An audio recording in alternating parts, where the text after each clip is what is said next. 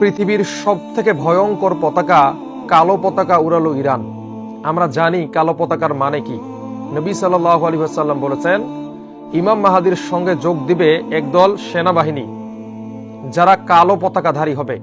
Iran কিন্তু এবার কালো পতাকা উড়িয়েছে।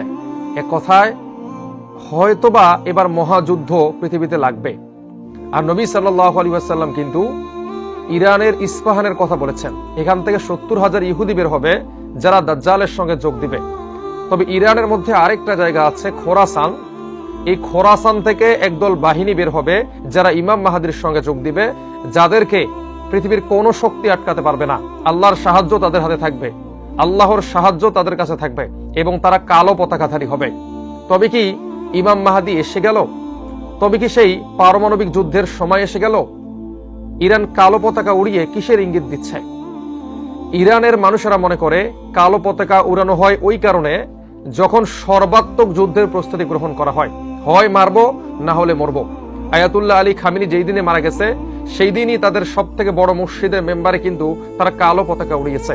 এক কথায় তারা সর্বাত্মক যুদ্ধের জন্য প্রস্তুতি গ্রহণ করেছে, হয় থাকবো না হয় মারবো, দুইটার একটা।